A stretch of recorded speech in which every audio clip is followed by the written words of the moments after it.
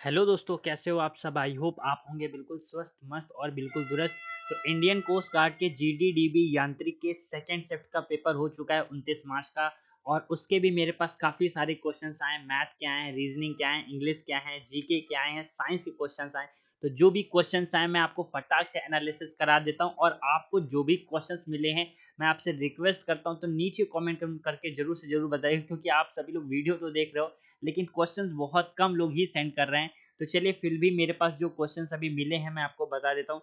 एक क्वेश्चन आया था, देखो मैथ का मैं अगर बताऊँ तो मैथ में एक क्वेश्चन आया था प्रॉफिट लॉस से। और प्रॉफिट लॉस से तो ये चलो सुबह अलग क्वेश्चन था। एक क्वेश्चन ये आया था, हाँ सबसे पहले फोल्क डांस से ही आया था कि बताइए बिहू कहाँ का फोल्क डांस है। तो बिहू राजा बाबू आपका आसाम का है। एक क्वेश्चन आया था कि जो जियो स्टेशनरी सैटेलाइट होती है, भू स्थैतिक उपग्रह होता है, इसकी पृथ्वी से कितनी ऊंचाई पे ये सैटेलाइट लगाई जाती है।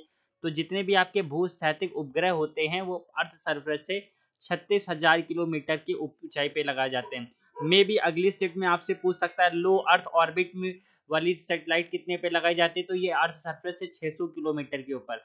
अगर मान लो आपसे एमईओ की ऊंचाई पूछ ले, मीडियम अर्थ ऑर्बिट की, तो ये आपको याद रखना है अर्थ सरफेस से 20,000 किलोमीटर। एक क्वेश्चन आया था कि जो ओजोन लेयर होती है ना, ओजोन लेयर, वो आपसे पूछा था कौन से वायुमंडल परत में पाई जाती है। तो ये स्ट्रेटोस्फेयर यानी समतापी मंडल में पाई जाती है। ये बहुत फेवरेट क्वेश्चन है एग्जामिनर का, अक्सर कर ये पूछा ही जाता है। अच्छा जी, और बहुत सारे क्वेश्चन एग्जाम में पूछे गए थे। जैसे पूछा गया था एक रीजनिंग के में कि मैन हो गया, हस्बैंड हो गया और डॉक्टर हो गया। इन सब का आपसे पूछा था कि डायग्राम बनाइए। तो देखिए, अगर मैं आपको बताऊं, देखो जो डॉक्टर हैं, है ना, वो डॉक्टर मैन हो सकते हैं। अच्छा, जो मैन होंगे वो क्या हो सकते हैं, ऐसा नहीं कि सारे ही आपके हस्बैंड जो होंगे वो डॉक्टर होंगे, कुछ आपके उसमें हस्बैंड हो सकते हैं। तो इस तरीके से आप ये कर सकते हैं। अच्छा जी, और क्या क्वेश्चन आया था।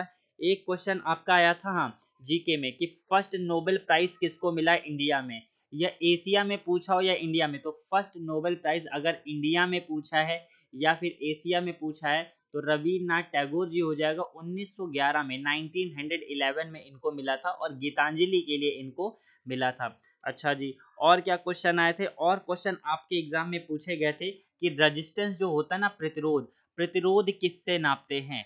रेजिस्टेंस को देखो, रेजिस्टेंस को हम लोग किस में नापते हैं, ओम में नापते हैं, है ना। और अगर आपसे एग्जाम में एक और क्वेश्चन पूछा गया था कि जो आपकी स्केप वेलोसिटी होती है, जिसको हम लोग पलायन वेग बोलते हैं, पलायन वेग कितना होता है। ये सब स्टूडेंट ने जो जो मुझे क्वेश्चंस भेजे हैं, मैं आपको वही क्वेश्चन आपको इस समय बता रहा हूँ, है ना। तो पलायन वेग अगर पृथ्वी में बात करूँ तो 11.2 किलोमीटर पर सेकेंड होता है।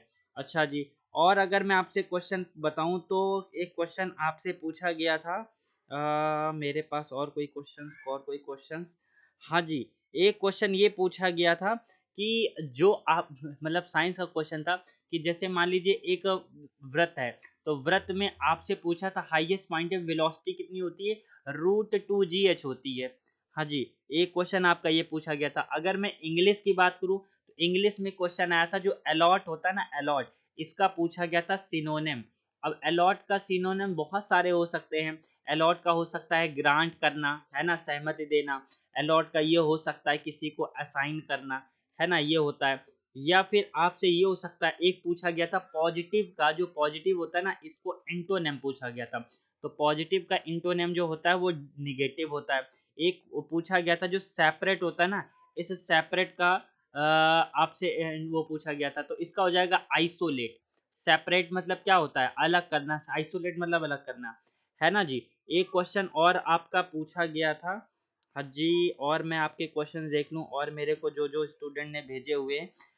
और हाँ जी, एक क्वेश्चन आपके एग्जाम में ये पूछा गया था कि अगर, हाँ जी, एक क्वेश्चन ये पूछा गया था कि अगर किसी वस्तु का कॉस्ट प्राइस 120 रुपए है, 120 रुपए, ठीक है, मार्क प्राइस उसका 80 रुपए है ना, और अगर उसको 40% के डिस्काउंट पे बेचा गया है, तो आपको बताना है कि प्रॉफिट और लॉस कितना हुआ है। तो आप मेरे को खुद ही बताओ, अगर 120 रुपए में आप कोई चीज़ खरीद रहे हो, उसका मार्क प्राइस आपका 80 रुपए है, 40% के डिस्काउंट में बेच रहे हो, तो इसका मतलब इसका सेलिंग प्राइस कितना हो जाएगा, 80 का 40% चला गया, अब आपको 60% में बेच रहे होगे। यानी 48, मतलब 120 वाली चीज़ आपकी कितने में जा रही है? 48 में जा रही है। ये तो बहुत कम हो गई। कितनी कम हो गई? 48, मतलब डेटा हो सकता हो थोड़ा-सा डिफ़र हो, लेकिन लगभग-लगभग ऐसे ही भेजा।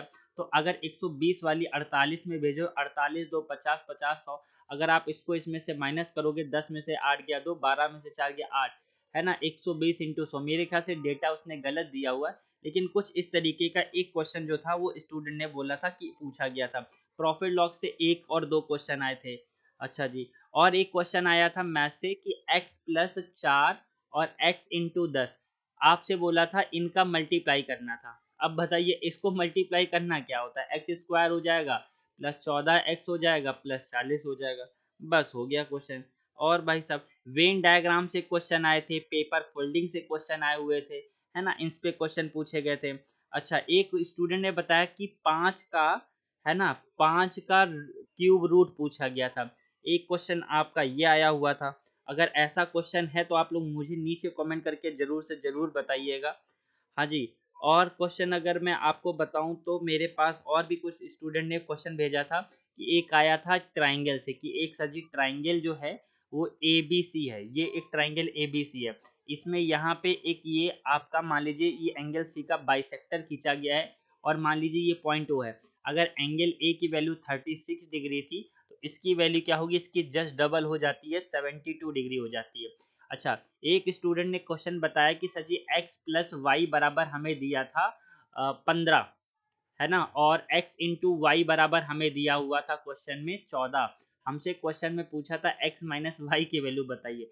हिट एंड ट्रायल कर दो, 14 प्लस 1 बराबर 15 और 14 इंटू 1 बराबर 14, तो 14 में से 1 जाएगा आपका 13 हो जाएगा। बताइए इस तरीके के क्वेश्चंस आ रहे हैं, बहुत ज़्यादा टफ नहीं आ रहे हैं, है ना? मे बी कुछ पेपर मॉडरेट भी है, ऐसा नहीं कह रहा हूँ कि बिल्कुल आसान पेपर आ रहा है, ईज़ी टू मॉडरेट लेवल है। एक क्वेश्चन था कि कार्बन में नंबर ऑफ इलेक्ट्रॉन कितने होते हैं? ये बताया स्टूडेंट ने, अब ये कन्फर्म नहीं ये सही है कि नहीं है, लेकिन कार्बन का एटॉमिक नंबर होता है 12 यानी परमाणु क्रमांक, और Z बराबर P बराबर E। जितना आपका परमाणु क्रमांक उतने प्रोटॉन और उतने ही इलेक्ट्रॉन होंगे। तो ये क्वेश्चन हो गया। अच्छा, टाइम एंड वर्क पे भी क्वेश्चंस आ रहे हैं कि ए इसने काम को इतने दिन में ख़त्म करता है, बी किसी काम को इतने दिन में ख़त्म कर रहा है, तो बताइए टोटल काम कितने दिन में ख़त्म होगा। जैसे एक क्वेश्चन ये आया था कि 10 आदमी किसी काम को 15 दिन निपटा दे रहे हैं, तो 20 आदमी इसी काम को कितने दिन में निपटाएंगे? 15 का 10 गुना हो गया 150, 150 बटे 20, जीरो से जीरो कैंसिल, 7.5 दिन विल बी करेक्ट ऑप्शन। 10 आदमी किसी काम को 15 दिन में निपटा रहे हैं, तो 20 कितने दिन में निपटाएंगे? बस ये क्वेश्चंस आ रहे हैं। बाकी आप लोगों के सेकंड शिफ्ट में मुझे अभी तक इतने ही क्वेश्चंस मिले हैं। आपको और क्वेश्चन मिले हैं तो नीचे कमेंट करिए। मैं आपका जब थर्ड शिफ्ट का आज रात में एनालिसिस कराऊंगा, तब उसमें फर्स्ट शिफ्ट, सेकंड शिफ्ट और थर्ड शिफ्ट के जितने भी बचे हुए क्वेश्चंस हैं वो मैं सब मर्ज करके कराऊंगा। तो ये था कंप्लीट एनालिसिस। आपको वीडियो पसंद आया तो लाइक करिए और थोड़ा सा प्यार दिखा के हमें सपोर्ट करिए। थैंक यू गाइज, मिलते हैं हम नेक्स्ट क्लास में।